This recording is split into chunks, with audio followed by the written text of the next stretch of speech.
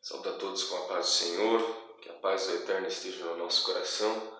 Estamos aqui para mais um vídeo e vamos estar compartilhando, mediante as Escrituras, hoje sobre a mortalidade do homem, mostrando que o homem ele é mortal em todas as suas circunstâncias e em todas as suas limitações. O homem foi formado e criado por Deus de uma forma mortal.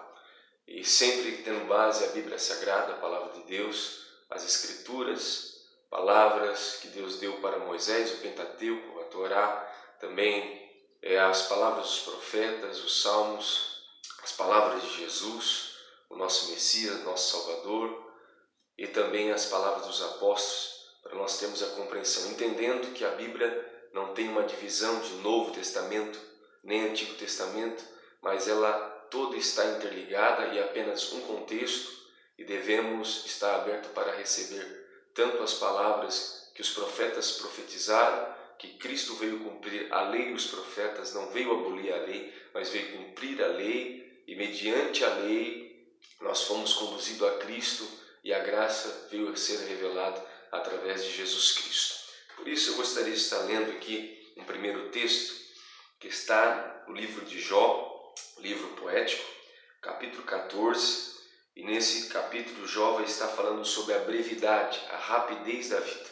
E é bom e muito importante nós refletirmos que a nossa vida é muito rápida.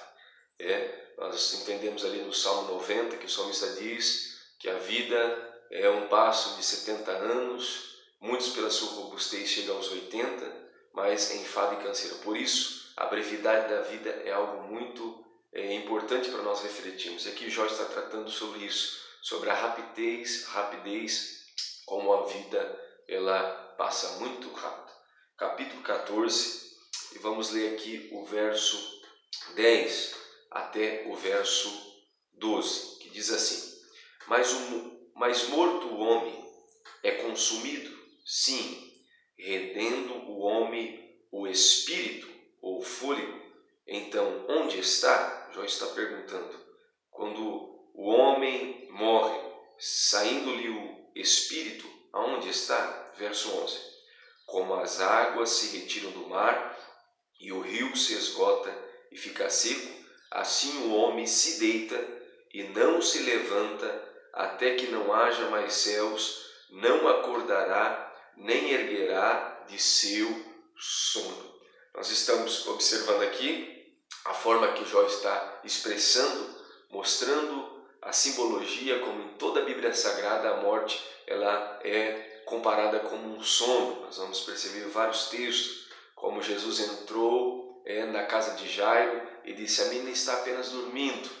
E nós vamos perceber vários textos como intensifica e mostra essa questão do sono. Então nós percebemos que Jó está mencionando, mas essas palavras aqui de Jó no verso 12 vai ter uma conexão com 2 Pedro capítulo 3 e verso 10, e realmente é quando o apóstolo Pedro está mencionando sobre a vida de Cristo e sobre o momento aonde de uma forma poderosa ele está retornando. Aqui Jó está perguntando sobre o homem. Quando fala espírito é fôlego, e nós vamos compreender a formação, a equação que forma o homem, e nós sabemos que essa equação está lá em Gênesis capítulo 2 verso 7, e também a desmontagem do homem na sua morte está em Eclesiastes capítulo 12 verso 7.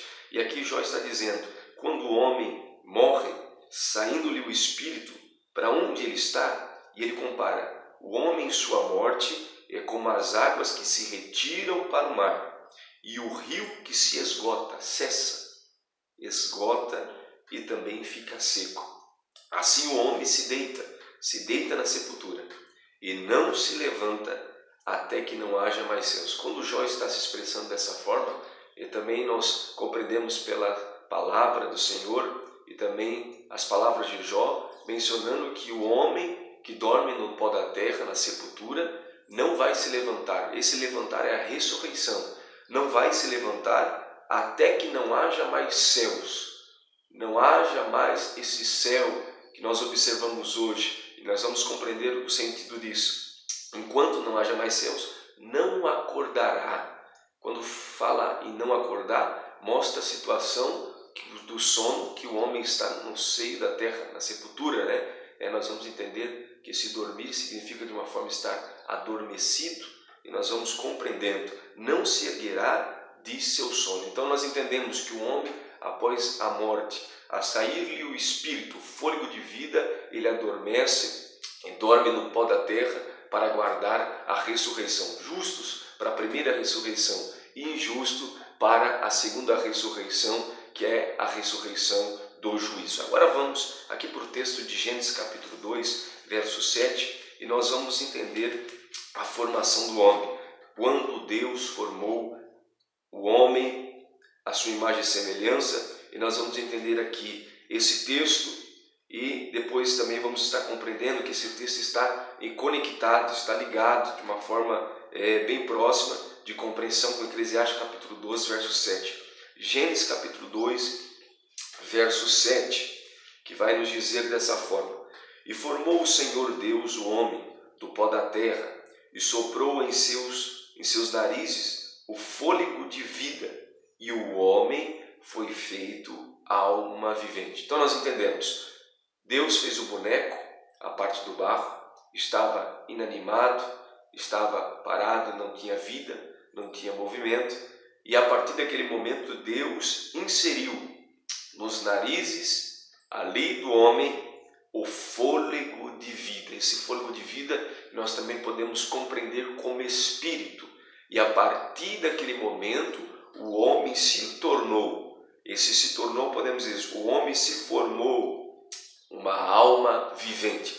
Então, dentro do contexto bíblico, aqui em Gênesis, da formação do homem, nós compreendemos que o homem não tem uma alma imortal, não possui uma alma impessoal dentro de si, que ela venha sobressair após a morte, mas nós somos uma alma, nós não temos uma alma, nós somos uma alma. Deus formou o homem do barro, o barro mais o fôlego, tornou o homem uma alma vivente, um ser vivente que se movimenta. Então nós entendemos que a visão bíblica não é que o homem contém uma alma impessoal dentro do seu interior, que quando morre ela venha sobressair e venha continuar vivendo. Não, nós somos mortais, possuímos um corpo, temos um fôlego de vida e da mesma forma nós somos uma alma. Uma boa ilustração, quando nós olhamos para uma lâmpada, ela tem um casco, sabemos que a energia elétrica está vindo, e também temos a luz. 3 elementos, podemos dizer de uma certa forma,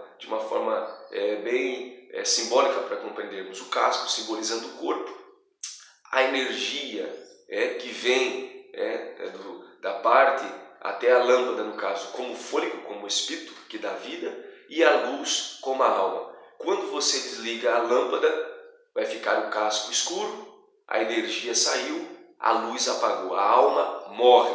E nós vamos entender lá em Ezequiel capítulo 18, que toda alma que pecar, esta morrerá. Então entendemos, na visão bíblica, o homem não tem uma alma imortal, mas nós somos uma alma. Por isso, quando Jacó desceu para o Egito, e os escritos, Moisés descrevendo no livro de Gênesis, vai dizer que Jacó desceu para o Egito e era aproximadamente 70 almas, 70 pessoas, como também lá em Atos, na sequência do capítulo 2, quando Pedro acabou de pregar, aproximadamente 3.000 almas se renderam ao Senhor Jesus Cristo, aceitaram como Messias e Salvador, não mostrando como alma impessoal, imortal, um ser dentro do próprio corpo do homem, não, mas como homem inteiro, realmente formando o homem de uma forma especial, mas ele como pessoa, de uma forma integral. Então aqui nós percebemos aqui a formação do homem, que Deus formou o homem dando o espírito, dando o fôlego de vida, e o homem foi feito uma alma vivente. O homem não tem uma alma, mas ele é uma alma. E nós compreendemos, mediante tudo isso, sabemos da queda do homem, que Deus determinou e tinha todas as árvores no jardim para o homem desfrutar, mas nós vamos perceber que a serpente enganou Eva, e Eva também levou para Adão para comer do fruto, e sabemos que a partir disso todas as coisas mudaram. O homem ele não tinha imortalidade, né? Na verdade, o homem tinha acesso à árvore da vida. E nós vamos compreender aqui que Deus depois fecha esse caminho da árvore da vida para que o homem não tenha mais acesso, para que ele não viva eternamente. Não significando que ele era imortal, vivia eternamente, mas que através do fruto dessa árvore eles obteriam a vida eterna através desse fruto. E vamos entender que esta árvore estará na Nova Jerusalém. E a promessa do Senhor, mediante as cartas da igreja da Ásia, que o Senhor também prometeu: ao que vencer, darei o fruto da árvore da vida. Então nós percebemos aqui no verso, aqui no capítulo 3, o verso 4 do capítulo 3 de Gênesis, que a serpente diz o seguinte para a mulher: então a serpente disse à mulher: certamente não morrereis. Deus já tinha determinado, e Eva já tinha dito para a serpente que Deus tinha mostrado que se eles provassem do fruto, certamente eles morreriam. Deus já tinha determinado, a morte viria, e nós sabemos que através de Adão a morte veio a todos os homens, a morte passou a todos os homens. Mas nós sabemos que a serpente, que é o símbolo do próprio inimigo, nesse contexto, veio trazer esta mentira, dizendo para a mulher: você pode provar do fruto, mas ela disse: certamente não morrereis. Então, esse pensamento de que realmente transgredindo a lei de Deus, os mandamentos, não provaria a morte, foi a mentira, foi aquilo que o adversário, o inimigo, utilizou desde o princípio para enganar o homem. E nós vamos perceber. Então, nós todos conhecemos a história, e Adão prova do fruto, e Deus chega para estar vindo em juízo, para conceder as consequências do pecado, e devido a isso Deus teve que expulsar o homem do jardim. Nós vamos perceber, Deus teve que tirar o homem do jardim. E aqui no capítulo 3, no verso 22, diz desta forma: então disse o Senhor Deus: eis que o homem é como um de nós, sabendo o bem e o mal. Ora, pois, que não estenda a sua mão e também come da árvore da vida e vive eternamente. O Senhor, pois, o lançou fora do jardim do Éden para lavrar a terra de que fora tomado, e havendo lançado fora o homem, pôs querubins ao oriente do jardim do Éden e uma espada inflamada que andava ao redor para guardar o caminho da árvore da vida. Deus fechou o caminho da árvore da vida, o fruto que dava saúde, e nós vamos entender lá em Apocalipse, capítulo 22, que essa árvore dará saúde para as nações. Nós vamos compreender, aqui o Senhor fechou o caminho da árvore da vida para que Adão não provasse sempre desse fruto e viver em pecado eternamente, porque Deus já tinha determinado para o homem a morte, dizendo: tu és pó e para o pó retornarás. Isso foi a determinação de Deus do que o Senhor concedeu. Em Apocalipse 22 nós vamos estar chegando nesse verso e compreendendo um pouco. Então nós sabemos que a árvore da vida o Senhor restringiu para o homem após o pecado, mas nós entendemos pelas profecias que esta árvore da vida, apenas o justo terão acesso novamente a esta árvore da vida na Nova Jerusalém, que estará na praça principal da cidade, e todos justos, fiéis, terão acesso. Aquele que vencer provará do fruto da árvore da vida. Então nós compreendemos que através desse fruto também o justo, com o corpo glorificado, transformado, poderão provar desse fruto. E esta é a promessa lá no futuro, quando o Senhor voltar, a santa cidade de Deus descer sobre essa terra transformada, a nova terra, e nós habitaremos com o Senhor para sempre e estaremos eternamente com o Senhor. Então aqui nós sabemos, após a queda, Deus restringe o caminho da árvore da vida e o homem não tem mais acesso à árvore da vida, a árvore que gerava, mesmo que ainda o efeito ficou em Adão. Adão viveu aproximadamente 900 anos. A gente observa a genealogia de homens da descendência de Adão, como Matusalém, o homem que mais viveu, quase 1 milênio. Homens, mas nós vamos perceber que lá no capítulo 6 de Gênesis, Deus ele vem diminuir os anos de vida do homem devido à corrupção, ao pecado, quando os filhos de Deus se misturaram com as filhas dos homens, e Deus determina que a vida do homem seria aproximadamente 120 anos. Então nós vamos entendendo a revelação progressiva da palavra de Deus, mostrando para nós a veracidade daquilo que Deus tem determinado. Por isso, nós percebemos aquilo que a promessa de Deus nos mostra. Aqui no Salmo 94, no verso 17, em conexão também com o Salmo 115, 17, nós vamos perceber o que o salmista diz daqueles que dormem. Nós já entendemos que a morte é um sono, é uma dormência, e só se levanta, como Jó diz, no momento da ressurreição. E nós vamos estar compreendendo o entendimento de Jó em relação a 2 Pedro, na sua carta, no capítulo 3. Agora aqui no Salmo 94, no verso 17, o salmista diz assim: se o Senhor não fora em meu auxílio, já a minha alma, a minha vida, habitaria no lugar do silêncio. Qual o lugar do silêncio que o salmista está dizendo? Mediante a sepultura, ele está falando, mediante a morte. Se o Senhor não tivesse dado livramento para ele, ele estaria na sepultura. E a sepultura é lugar do quê? De silêncio, aonde o homem está adormecido no pó da terra, aonde nós vamos entender através de Eclesiastes que não tem pensamento, não tem ódio, não tem amor, não tem entendimento de nenhuma outra situação. E aqui nós vamos compreendendo no Salmo 115, 17, que está em conexão com esse que nós lemos, aqui no verso 16, nós vamos ler aqui no Salmo 115, que nos diz assim: os céus são os céus do Senhor. Então nós entendemos, os céus são o céu do eterno, dos anjos, de Jesus, do Messias. O céu não foi dado para o homem, mas a terra sim Deus deu para o homem. E assim o salmista diz: os céus são os céus do Senhor.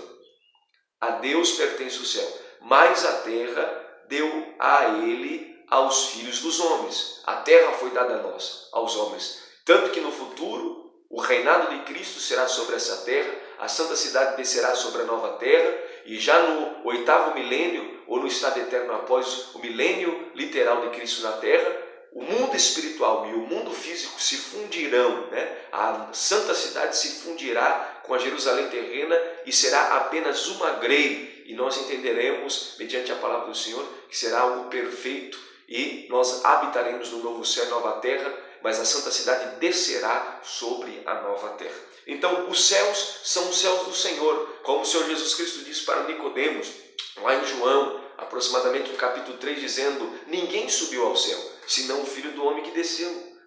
Ninguém subiu ao céu, apenas o Filho do Eterno veio do céu para trazer a mensagem. E nós percebemos também lá em João capítulo 8, o Senhor Jesus Cristo dizendo: eu vou me retirar. E os discípulos sabiam que ele ia para o Pai. E ele disse: para onde eu vou, vós não podereis ir.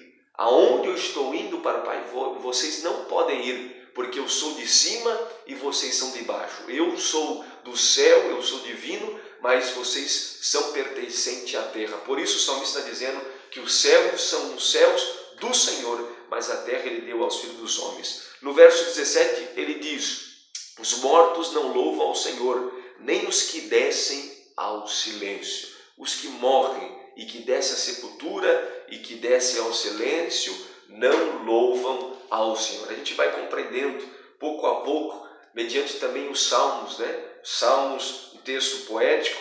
E aqui no Salmo 146, no verso 4, em conexão também com a formação do homem, em Gênesis capítulo 2, verso 7, diz: sai-lhes o espírito, sai-lhe o fôlego, e eles tornam para a sua terra.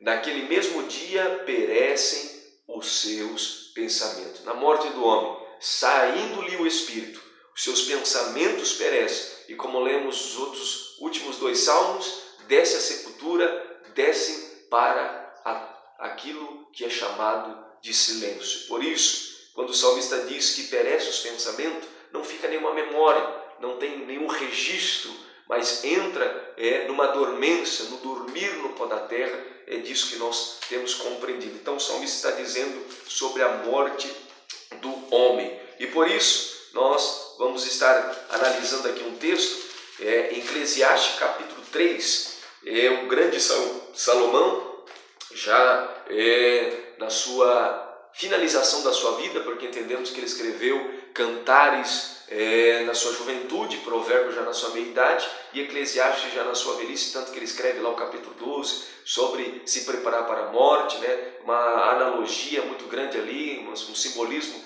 mostrando várias características sobre a morte do homem. E aqui no capítulo 3, Salomão escreve dessa forma, capítulo 3, verso 18. Disse eu no meu coração, é por causa dos filhos dos homens, para que Deus possa prová-los e eles possam ver que são em si mesmo como os animais?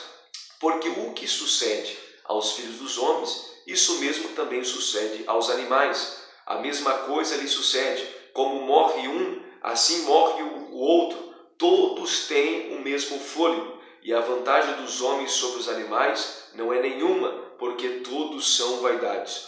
Todos vão para um lugar, todos são pó e todos ao pó tornarão. Salomão escrevendo, o mesmo espírito que os animais têm, também o homem tem um espírito, não um espírito impessoal, imaterial, que vence a morte, mas um único espírito, o fôlego de vida, que Deus deu para o homem lá em Gênesis capítulo 2, verso 7. Mas quando esse espírito sai, como lemos em Salmo 146, perecem os pensamentos, e da mesma forma que os animais descem para o pó, o homem também volta para o pó. Em sequência, Salomão aprofunda o entendimento aqui em Eclesiastes capítulo 9, no verso 5, que diz assim, porque os vivos sabem que hão de morrer, mas os mortos não sabem coisa nenhuma, não têm entendimento, nem tampouco eles têm jamais recompensa, mas a sua memória ficou entregue ao esquecimento, até o seu amor, o seu ódio e a sua inveja já pereceram, e já não tem parte alguma neste século, em alguma coisa do que se faz debaixo do sol. Vai, pois, come com alegria o teu pão, e bebe com bom coração o teu vinho, pois já Deus se agrada das tuas obras. Em todo o tempo seja alvo as tuas vestes, e nunca falte o óleo sobre a tua cabeça. Goza a vida com a mulher que amas, todos os dias de vida da tua vaidade, os quais Deus te deu debaixo do sol. Todos os dias da tua vaidade, porque esta é a tua porção nesta vida e do teu trabalho que tu fizeste debaixo do sol. Tudo quanto te vier à mão para fazer, faze-o conforme as tuas forças, porque na sepultura para onde tu vais, não há obra, nem indústria, nem ciência, nem sabedoria alguma. Aqui Salomão é em conexão com as palavras dos salmistas, mostrando realmente que aonde o homem desce para a sepultura, como nós já lemos, não há louvor, é o silêncio e também não há nenhuma memória. Todos nós que estamos vivos sabemos, temos a esperança da vida de Cristo, que pode ser o nosso tempo, que nós não provaremos a morte, mas seremos transformados, mas nós todos temos o entendimento que poderemos morrer. Mas aqueles que já partiram não têm nenhuma memória. Para onde vão na sepultura, não tem entendimento, não tem indústria, não tem ciência, mas todos nós compreendemos, como aqui está determinado, Deus determinou para o homem estar debaixo do quê? Debaixo do sol. É o que Deus determinou para nós. Por isso que o salmista lá diz, os céus são os céus do Senhor, mas a terra deu para os filhos dos homens. O que está determinado para o homem é estar debaixo do sol, levantar debaixo do sol na ressurreição e reinar com Cristo na nova terra, no milênio, e nós sabemos que a nossa existência é determinada debaixo do sol. Então aqui, Salomão, tratando mais uma vez, mediante a sepultura, falando sobre a morte, de que os vivos sabem que vão morrer, mas os que morreram não sabem coisa alguma. Por isso, nós percebemos a inconsciência, a dormência, o dormir no pó da terra, nós entendemos isso. Por isso aqui, em complemento com Gênesis capítulo 2, verso 7, aqui no capítulo 12, verso 7 de Eclesiastes, nós vemos a desmontagem. Lá nós observamos em Gênesis a montagem do homem. O boneco de barro, mas o fôlego de vida se tornou uma alma vivente. Agora nós vamos subtrair esta equação do homem, da sua formação, e vamos entender em questão da sua morte, que agora em Eclesiastes capítulo 12 está falando da sua morte. E ele está mencionando, e o pó volte à terra, como era o homem integral, o seu corpo, e o espírito, e o fôlego de vida volta a Deus que o deu. Todos os fôlegos de vida retornam a Deus, porque é a vida que Deus tem dado para o homem, mas na sua morte, esse fôlego de vida, esta vida, esse poder vivente de nos tornar uma alma, um ser vivente nessa terra, retorna para Deus, e nós vamos entender que no momento da morte que sai o espírito, a alma morre e ela só retornará à vida, o homem integral novamente, na ressurreição. E é por isso que nós complementamos agora com as palavras do profeta em Isaías, capítulo 51, verso 12, vai nos dizer: e eu sou aquele que vos consola. Deus dizendo: quem, pois, és tu para que temas o homem que é mortal? Deus dizendo: por que, Israel, vocês estão temendo o homem que é mortal? Deus está afirmando: o homem que é mortal, ou o filho do homem que se torna como feno, como palha. Então nós vamos percebendo as palavras do Eterno. Aqui em Ezequiel capítulo 18, vai nos dizer, Ezequiel dizendo: eis que todas as almas são minhas, o Senhor dizendo pela boca profética de Ezequiel, como a vida do Pai, como a alma do Pai, também como a vida, a alma do Filho é minha. A alma, a pessoa, a vida que pecar, esta morrerá. A alma que pecar, ela morrerá. Então nós entendemos que a alma morre. O homem que pecou, que viveu uma vida, e todos nós somos pecadores, estamos passíveis para a morte, mas temos a viva esperança da ressurreição, e é por isso que nós sabemos que nós temos esta viva esperança e alegria no nosso coração. Aqui no último capítulo de Daniel, capítulo 12, falando nos últimos tempos, tempo de angústia de Jacó, momento que o arcanjo Miguel vai se levantar, no verso 2, Daniel vai escrever dizendo: e muitos do que dormem, estão adormecidos no pó da terra,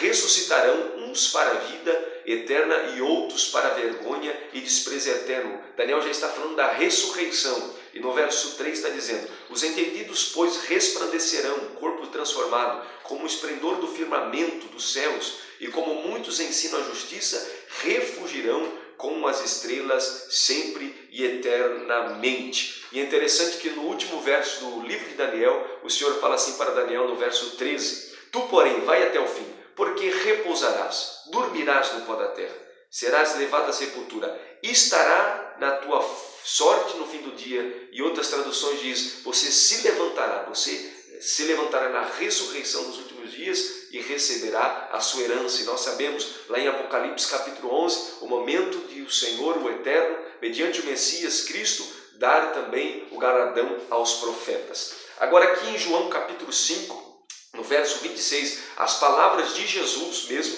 ele diz no verso 28, capítulo 5 de João: não vos maravilheis disso, porque vem a hora em que todos os que estão nos sepulcros ouvirão a sua voz, e os que fizeram bem sairão para a ressurreição da vida, e os que fizeram mal para a ressurreição da condenação. Aonde os mortos estão, que Jesus está mencionando? Nos sepulcros. E eles ouvirão a voz, serão despertados.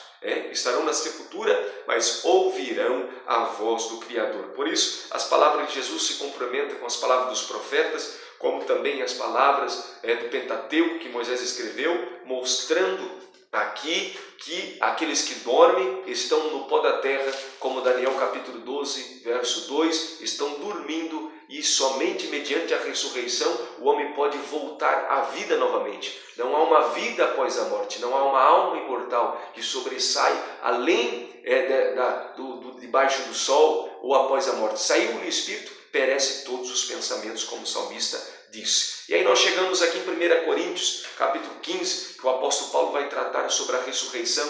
Ele vai mencionar coisas grandiosas, mencionando sobre a ressurreição de Cristo. Nós temos direitos sobre a ressurreição, mediante a ressurreição do Senhor Jesus Cristo, o Messias. E ele vai estar tratando aqui, e esse texto também está em conexão com Apocalipse capítulo 11, verso 15, Apocalipse capítulo 20, verso 4, e ele diz sobre a ressurreição: e se Cristo não ressuscitou, logo é vã a nossa pregação, e também é vã a nossa fé. E assim somos considerados como falsas testemunhas, e entendemos aqui também, mediante, se Cristo não ressuscitou, aqueles que dormiram no Senhor pereceram, estão na sepultura, não têm mais direito à vida, não estão num estado onde estão gozando das glórias de Deus. Mas nós entendemos que o apóstolo Paulo está mencionando que nós permanecemos no nosso próprio pecado, porque se os mortos não ressuscitam, também Cristo não ressuscitou. E nós vamos entender aqui, ele vai tratando mediante a isso, a ressurreição, também falando no verso 28,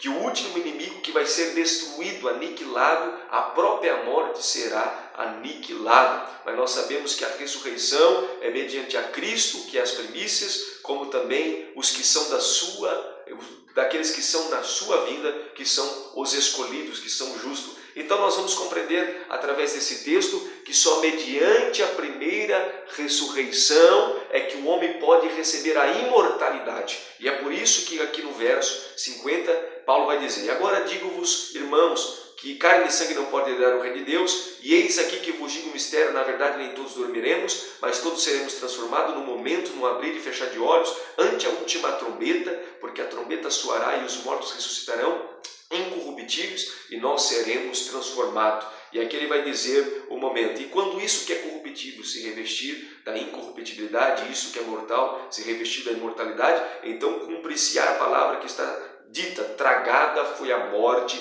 pela vitória. Então, quando a morte vai ser tragada? No momento da primeira ressurreição. Quem participarão da primeira ressurreição? Apenas o justo, ao soar da última trombeta, a sétima trombeta de Apocalipse capítulo 11, que Cristo está voltando para julgar as nações e para estabelecer o seu reino e dar o galardão aos profetas e aos santos. Aqueles que não participarão da primeira ressurreição não terão um corpo imortal, transformado, glorificado, como Paulo está falando aqui. Apenas os santos, o justo, terão um corpo glorificado. Então, o único meio de um homem passar a possuir a imortalidade, o corpo glorificado, é mediante a primeira ressurreição, para os que dormem no Senhor e para aqueles que estiverem vivos no momento da vinda de Cristo.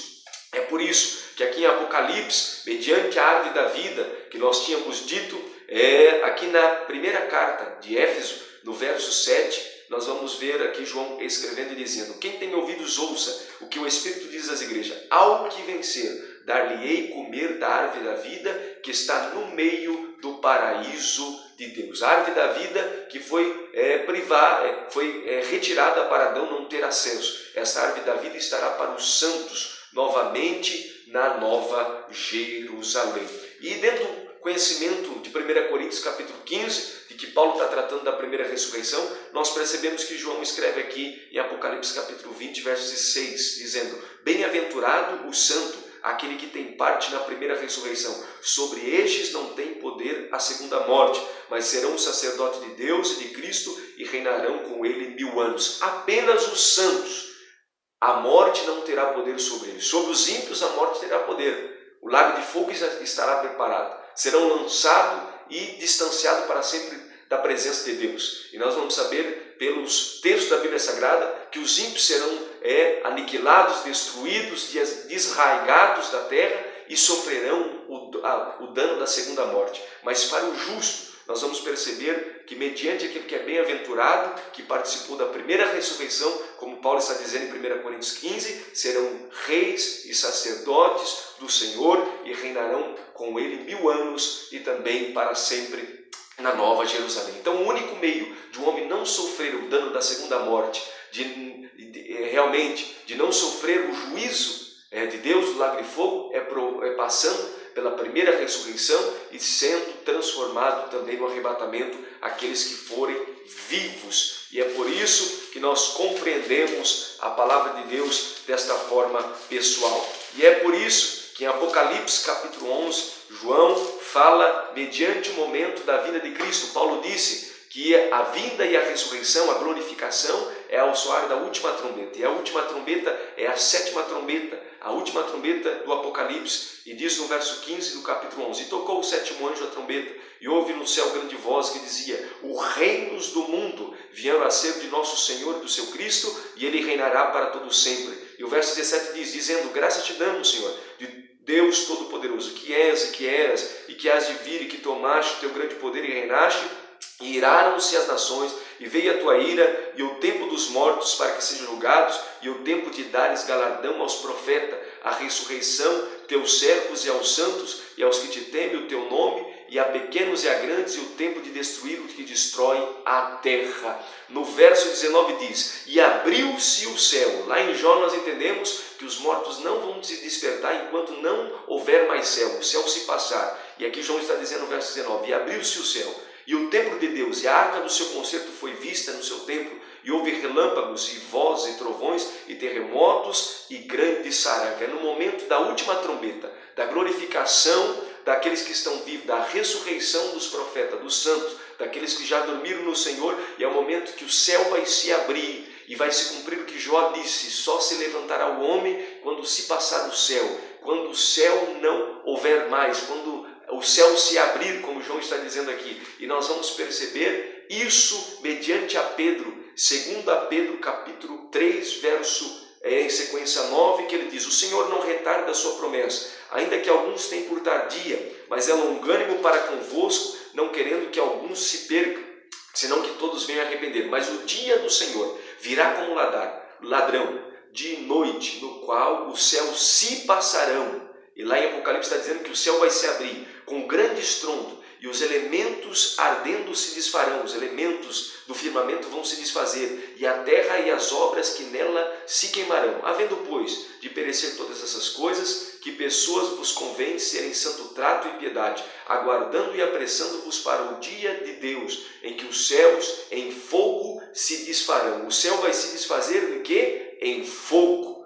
E os elementos ardendo se fundirão. E mediante a isso aguardamos novo céu e nova terra. É na vida de Cristo que Ele está vindo por Amargedon, para arrebatar os escolhidos, para recepcionar Ele como Rei, como também o momento que o céu vai se abrir, como diz em Apocalipse, o momento que o céu vai realmente se desfazer mediante os elementos pelo fogo, a forma tremenda como Pedro está aqui mostrando, com grande estrondo, os elementos ardendo se desfarão e as obras da terra se queimarão, e nós sabemos que o Senhor está vindo para destruir aqueles que destroem a terra, e nós compreendemos que é nesse momento, como Jó disse, que os mortos ressuscitarão e se levantarão para estar com o Senhor. O justo da primeira ressurreição, e a única forma de ter a promessa da imortalidade é mediante a primeira ressurreição, porque como vemos pelos profetas e os textos que já lemos, o homem é mortal, possuindo um corpo, um fôlego de vida, um espírito, e se tornando uma alma vivente. Na sua morte,